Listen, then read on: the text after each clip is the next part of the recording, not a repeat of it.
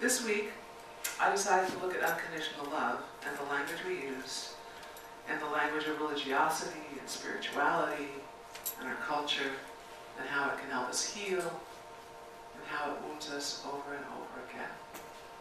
And the reason I chose this is because this week I was triggered again. Not unusual. I heard a phrase that pokes me. Now I get poked and I'm going, oh, it can go right through, but boy, that still was a poke, even though I'm no longer reacting to it in the way that I used to. The phrase was uttered by a well-meaning human service professional in a therapeutic setting. She said she was so happy to see me and my dog because dogs provide unconditional love. No, they don't. They don't. And it pokes me every time I hear it. In fact, as a student, a long time ago, pre-seminary, behaviorist, God wrestling seriously, I wrote a very snarky paper entitled The Fallacy of Unconditional Love as it relates to the human-animal bond. And I spelled it P-H.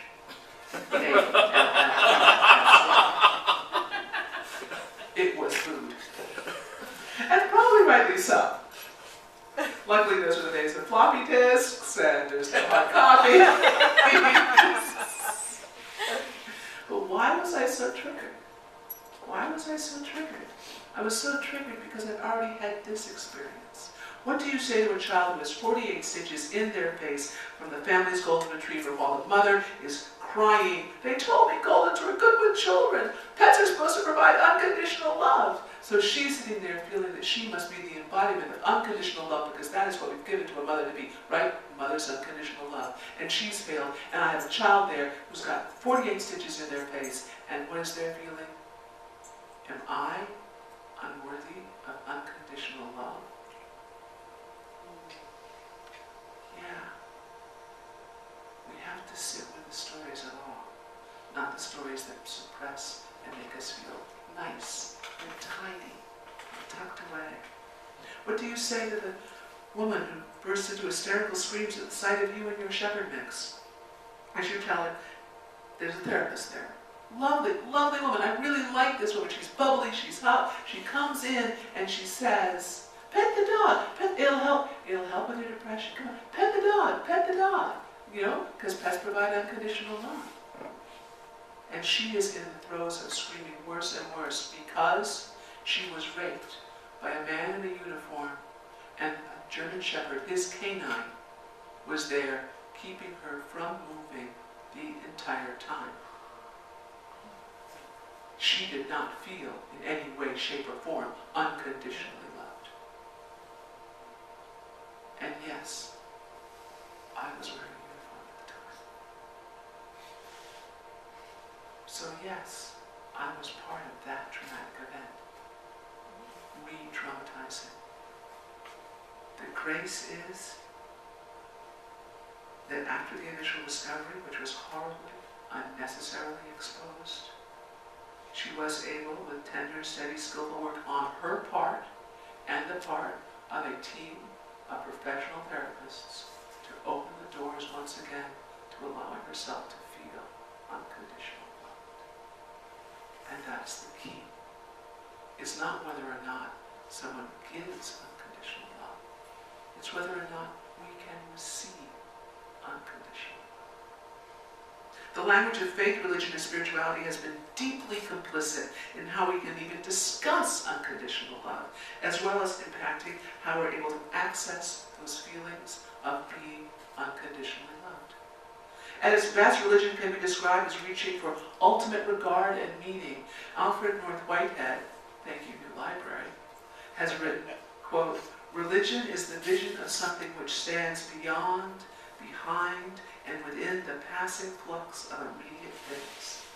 Something which is real and yet waiting to be realized.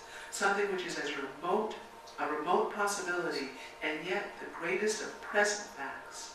Something that gives meaning to all that passes, and yet eludes apprehension.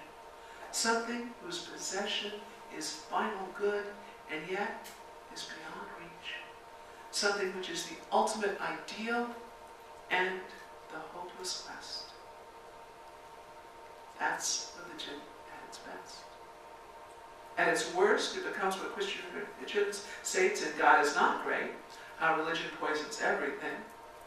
Quote, God did not create man in his own image. Evidently, it was quite the other way around, which is the painless explanation for the profusion of gods and religions and the fratricide both between and among faiths that we see all about us and that has so retarded the development of civilization. But the reality is that we live in the spaces between both of these truths. We are all reaching for meaning and belonging using the tools that we have, hopefully learning how to make new tools and use them. In the cloud of unknowing, an anonymous Christian mystic writes, in the end of the 1300s, nobody's mind is powerful enough to grasp who, or what, or how God is. We can only know by experiencing love. She, he, anonymous then goes on. Every look,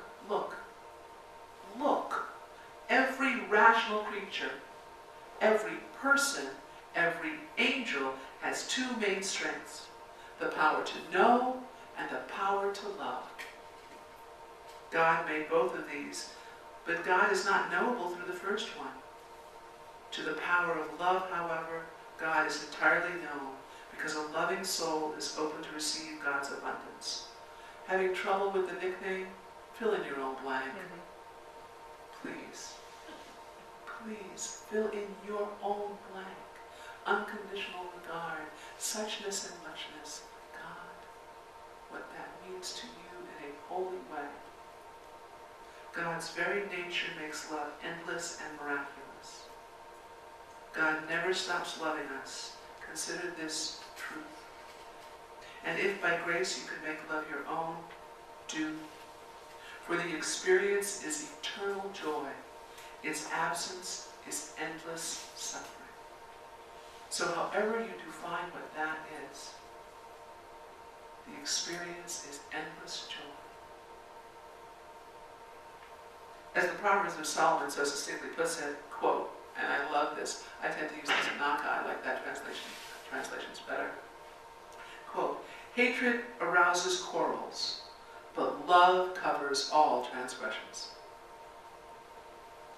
It doesn't matter whether those quarrels are within our own souls, or within each other, or out in the world.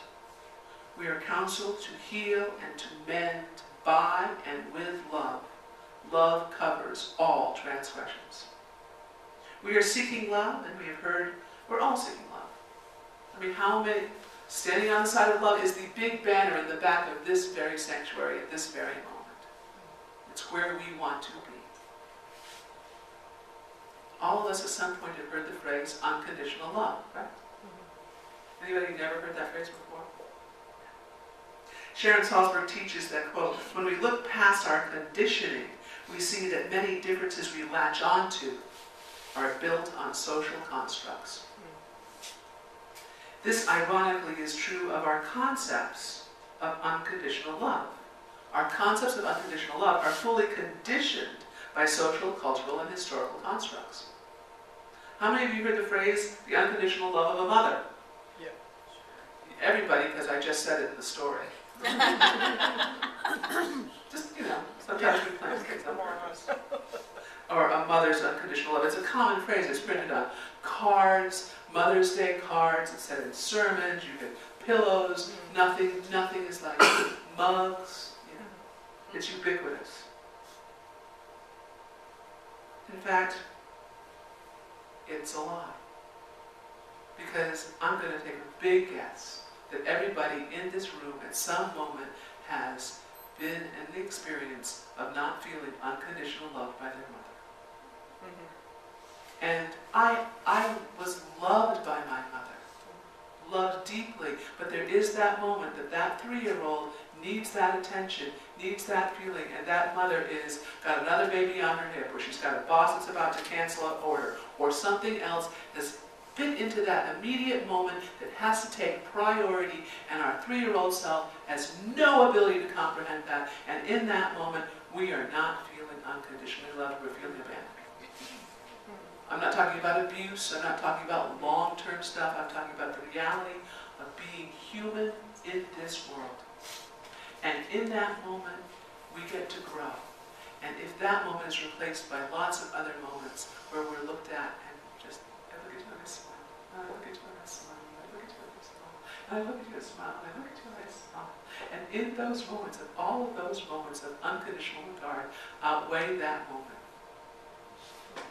then we heal from that, and we learn from that experience of how do we share it. But if those moments are abusive, and there's constant neglect, we no longer have the skill set. And then we have wounded people raising wounded people with no access to moments of feeling unconditional.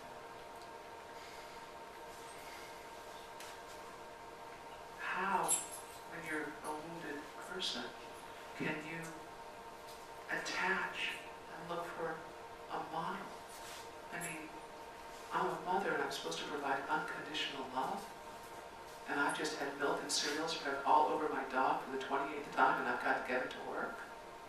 I'm just tired and I'm exhausted, and of course I love you, but I'm not happy right now. And my religious figures are Mary, Queen of Heaven. Was she ever angry? Yes, actually she was. But really we're not told that story. Parvati, the goddess of love. I mean, could she even run after a toddler in that getup? I don't know. We're provided with solace, but not much practical advice. So, here's the truth. Part of a mother's unconditional love is organic. It comes from the fact that we grew up inside a womb. We developed in a unified field, and ideally, if we're a wanted child, that womb is filled with positive hormones. If we're an aware, in the first world, we have access, that womb is filled with nourishing substances. The environment can be described as unconditioned. It is biologic, fully organic, and then we're born. And in that birth, we are separated from being part of a unified field. We are separated from inside to outside. And so we have this experience of universalism, we've had this experience of unity, and we seek to reconnect with it. It's our earliest neural net memories. You can look at this through the lens of science, you can look at this through the lens of mysticism, you can look through the lens of faith, religion, or spirituality. It is both metaphoric and it's actual. Trouble comes when the mothers internalize the story of unconditional love and don't have access to the tools to be able to experience their own. And that's only half the story. But see, nevertheless, at its core, true, unconditional mother love story is a story of unity, separation, and reconnection. The true mother love unconditional story is unity, separation, and reconnection. And then we have father love. How many of you have heard the phrase, the unconditional love of a father? I got lots of shaking heads. You didn't get the mug? Nobody had the card? No. Yeah, what is with that? And it's a real and true thing.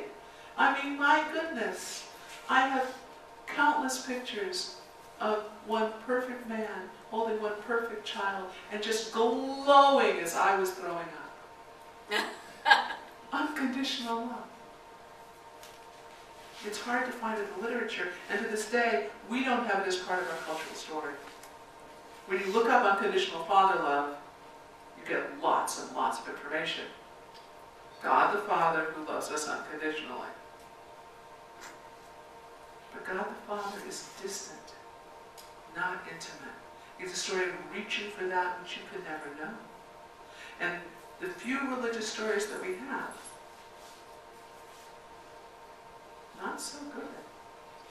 I am willing to kill my own child for my father who I cannot have access to, in hopes that that will gain me access to my father.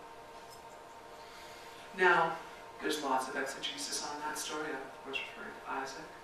But maybe there's another way of looking at that story. Maybe what we're looking at is wounded fathers who didn't have access to feeling unconditional love and didn't know how to express that tenderness. Very few religious stories provide good role models, but at their core, they also reflect a biological and practical truth. The unconditional love of a father is a story of seeking, waiting for the child to be born, seeking and connection, reaching and connecting. So whereas the mother's story is this and this and this, the father's story is this and this and this. Regardless of how you experience gender, both stories are important to our personal and cultural growth because we are all the mothers and fathers of our own inner children. I am a storyteller. We are all mothers. Say it. We are all mothers. And we're all fathers. I am a mother. I am a father to my own inner child. And my inner child is a holy child.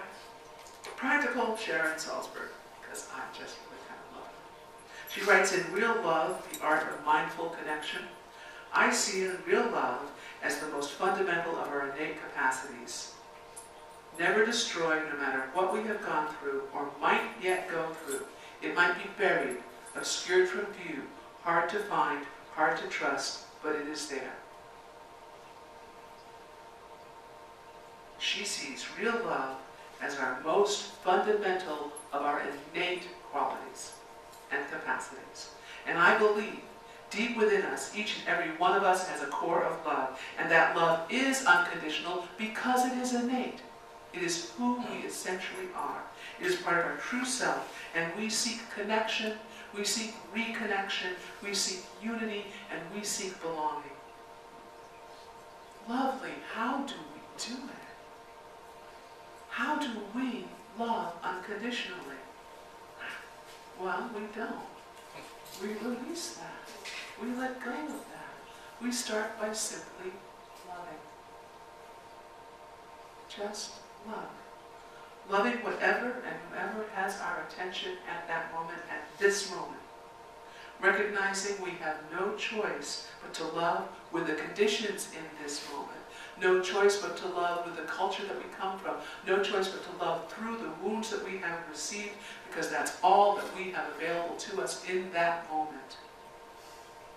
No choice but to accept a little girl coming off a ferry boat with a small cage filled with books and saying, yes, I love you.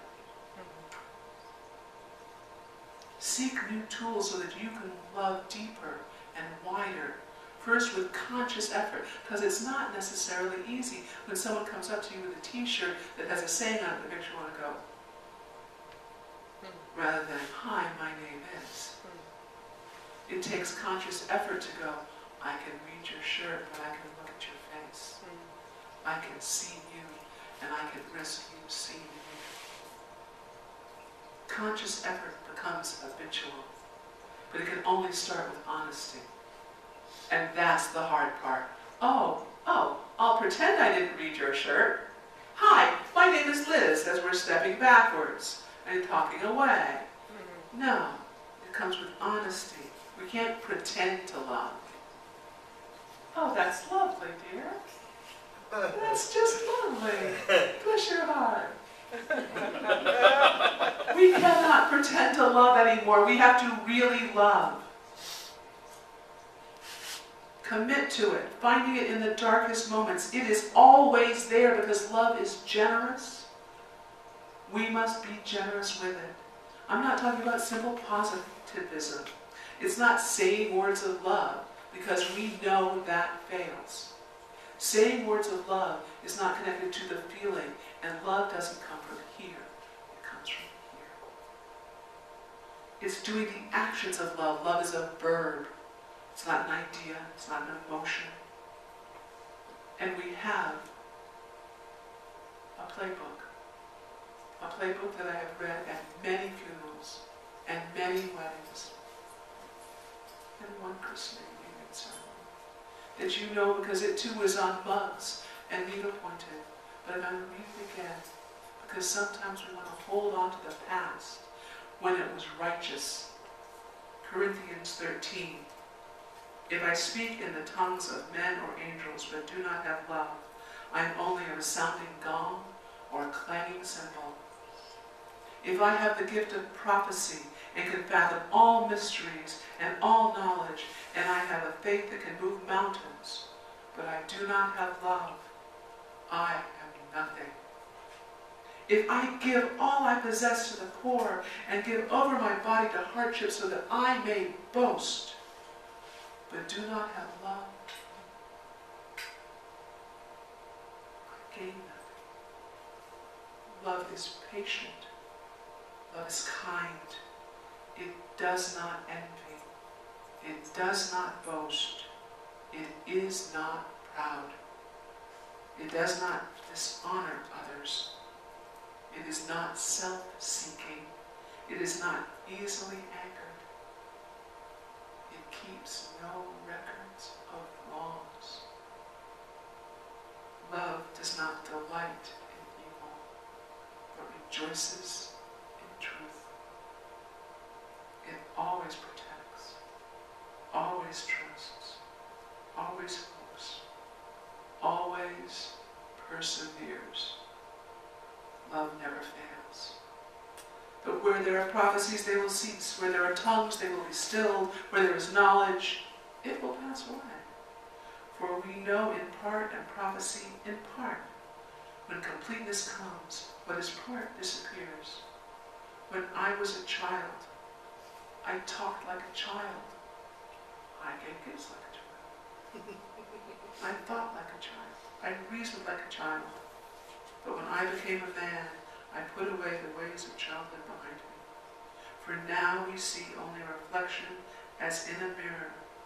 Then we shall see face to face, face to face. Now I know in part. I will know in full, even as I am fully known. And now these three remain: faith, hope, and love.